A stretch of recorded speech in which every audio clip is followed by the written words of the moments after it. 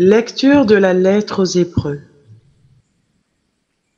Frères, Jésus est capable de sauver d'une manière définitive ceux qui par lui s'avancent vers Dieu, car il est toujours vivant pour intercéder en leur faveur. C'est bien le grand prêtre qu'il nous fallait, saint, innocent, immaculé. Séparé maintenant des pécheurs, il est désormais plus haut que les cieux. Il n'a pas besoin, comme les autres grands prêtres, d'offrir chaque jour des sacrifices, d'abord pour ses péchés personnels, puis pour ceux du peuple. Cela, il a fait une fois pour toutes, en s'offrant lui-même la loi de Moïse établie comme grand prêtre, des hommes remplis de faiblesse, mais la parole du serment divin qui vient après la loi, établi comme grand prêtre le Fils, conduit pour l'éternité à sa perfection. Et voici l'essentiel de ce que nous voulons dire. C'est bien ce grand prêtre-là que nous avons, lui qui s'est assis à la droite de la majesté divine dans les cieux. Après avoir accompli le service du véritable sanctuaire et de la véritable tente, celle qui a été dressée par le Seigneur et non par un homme. Tout grand prêtre est établi pour offrir des dons et des sacrifices. Il était donc nécessaire que notre grand prêtre ait lui aussi quelque chose à offrir. À vrai dire, s'il était sur la terre, il ne serait même pas prêtre.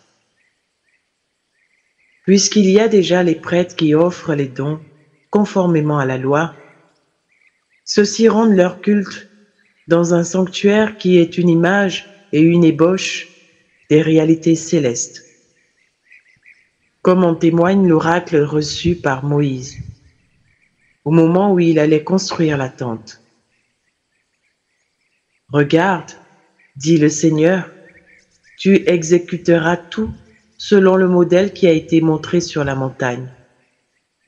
Quant au grand prêtre que nous avons, le service qui lui revient se distingue d'autant plus que lui est médiateur d'une alliance meilleure, reposant sur des meilleures promesses.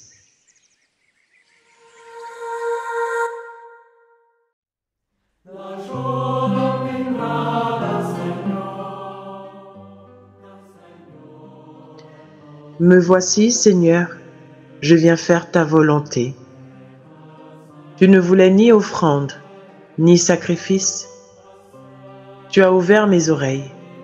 Tu ne demandais ni holocauste, ni victime. Alors j'ai dit, voici, je viens. Dans le livre est écrit pour moi ce que tu veux que je fasse. Mon Dieu, voilà ce que j'aime. Ta loi me tient aux entrailles. J'annonce la justice dans la grande assemblée. Vois, je ne retiens pas mes lèvres, Seigneur, tu le sais. Mais tu seras l'allégresse et la joie de tous ceux qui te cherchent, toujours. Ils rediront, le Seigneur est grand. Ceux qui aiment ton salut. Me voici, Seigneur, je viens faire ta volonté.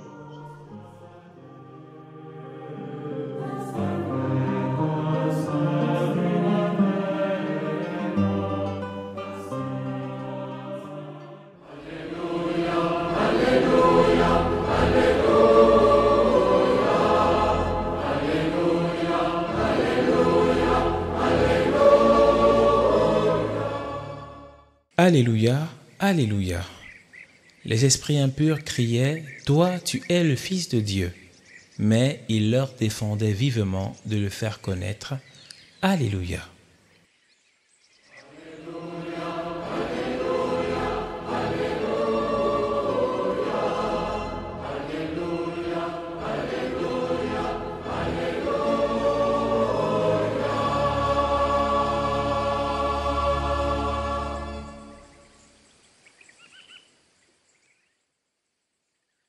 Évangile de Jésus-Christ selon saint Marc. En ce temps-là, Jésus se retira avec ses disciples près de la mer, et une grande multitude de gens venus de la Galilée le suivirent. De Judée, de Jérusalem, d'Idumée, de Transjordanie et de la région de Tyr et de Sidon vinrent aussi à lui une multitude de gens qui avaient entendu parler de ce qu'il faisait. Il dit à ses disciples de tenir une barque à sa disposition pour que la foule ne l'écrase pas, car il avait fait beaucoup de guérisons, si bien que tous ceux qui souffraient de quelque mal se précipitaient sur lui pour le toucher. Et lorsque les esprits impurs le voyaient, ils se jetaient à ses pieds et criaient « Toi, tu es le Fils de Dieu !» Mais il leur défendait vivement de le faire connaître.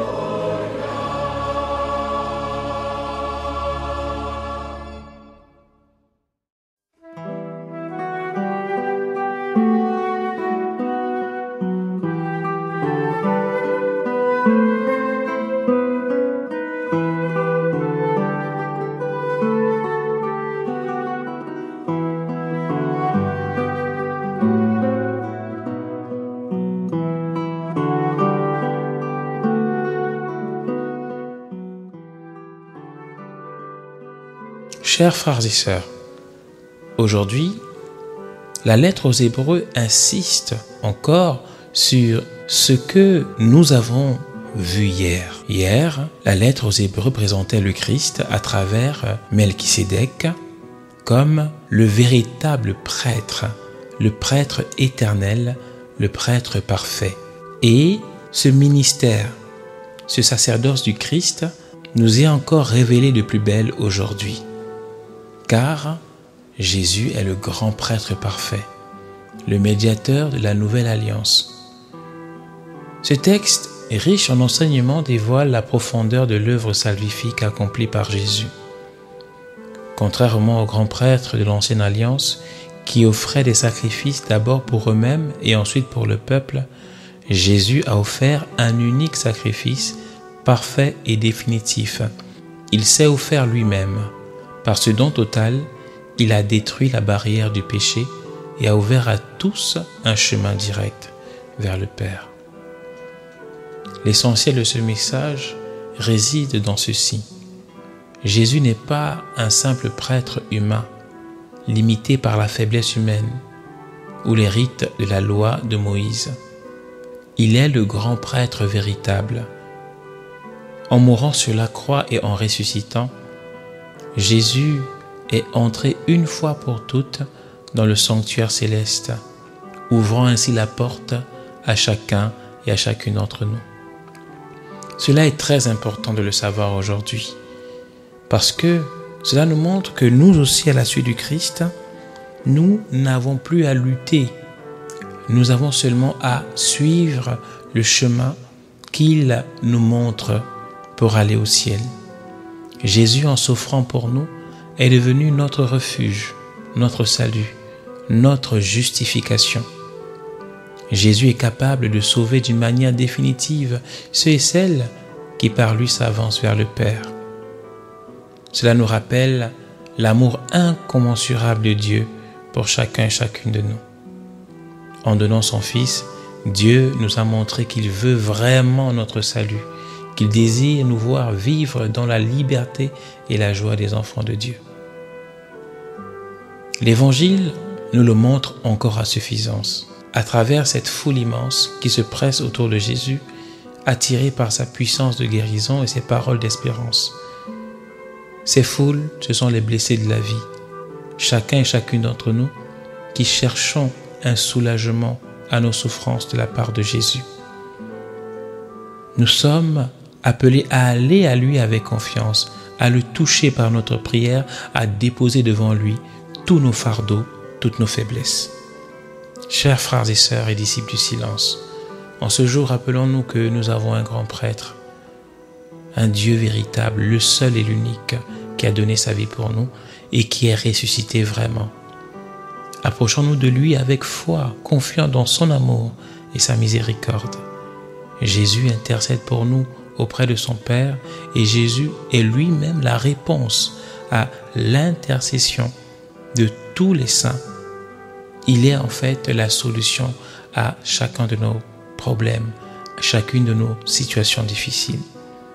Durant ce temps ordinaire, qui est en fait le temps de témoignage, nous devons croire en Jésus parce que de cette foi jaillira un ensemencement de sa grâce dans toutes les œuvres de chacune de nos vies. Elles pourront donc produire des fruits à satiété pour nous-mêmes et pour tous ceux et celles en quête du Christ. Que le Seigneur nous accorde vraiment la grâce de jouer notre rôle à la perfection. Amen.